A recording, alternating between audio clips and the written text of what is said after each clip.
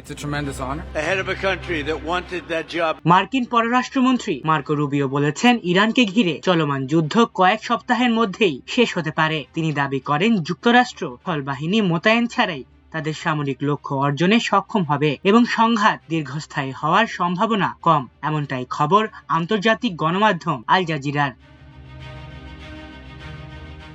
ফ্রান্সের প্যারিসে উন্নত দেশগুলোর জোট G7 এর পররাষ্ট্রমন্ত্রীদের বৈঠক শেষে সাংবাদিকদের সঙ্গে আলাপকালে রুবিও এ মন্তব্য করেন। তিনি বলেন, সামরিক অভিযান এখন পর্যন্ত খুব ভালোভাবেই এগোচ্ছে এবং কয়েক সপ্তাহের মধ্যেই এর সমাপ্তি ঘটতে পারে।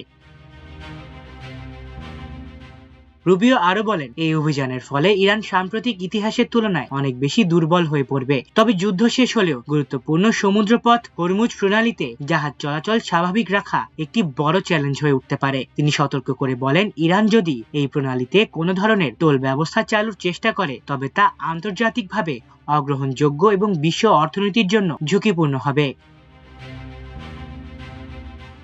এই প্রেক্ষাপটে রুবিও জানান, প্রণালীটি খোলা রাখতে যুক্তরাষ্ট্র আন্তর্জাতিক সহযোগিতা চাইবে এবং ইতোমধ্যে G7 দেশগুলোর সমর্থন পেয়েছে। একই সঙ্গে তিনি বলেন, ইউক্রেনের জন্য বরাদ্দকৃত অস্ত্র বর্তমানে ইরানের যুদ্ধে সরিয়ে নেওয়া হয়নি, তবে পরিস্থিতি অনুযায়ী ভবিষ্যতে এমন সিদ্ধান্ত নেওয়া হতে পারে। অন্যদিকে মার্কিন প্রেসিডেন্ট ডোনাল্ড ট্রাম্প জানিয়েছেন, ইরানের সঙ্গে পরোক্ষ আলোচনাও এগোচ্ছে। রুবিও বলেন, সংকট সমাধানে যুক্তরাষ্ট্রের দেয়া 15 দফা প্রস্তাবের বিষয়ে তেহরান এখনো আনুষ্ঠানিক জবাব দেয়নি, তবে উভয় পক্ষের মধ্যে বার্তা আদান প্রদান চলছে এবং আলোচনায় অগ্রগতির ইঙ্গিত পাওয়া যাচ্ছে।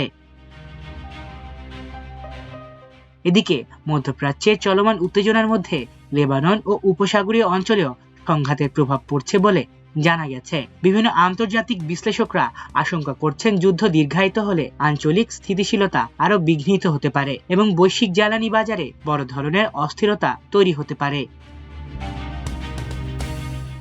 বিশেষজ্ঞদের মতে, সামরিক অভিযানের পাশাপাশি কূটনৈতিক সমাধানই এই সংকট নিরসনের মূল চাবিকাঠি হতে পারে। তারা মনে করছেন, আন্তর্জাতিক চাপ ও আলোচনার অগ্রগতি অব্যাহত থাকলে দ্রুত যুদ্ধবিরতির সম্ভাবনা তৈরি হতে পারে, যা পুরো অঞ্চলের জন্য স্বস্তি বয়ে আনবে। মাল্টিমিডিয়া ডেস্ক, আমার দেশ।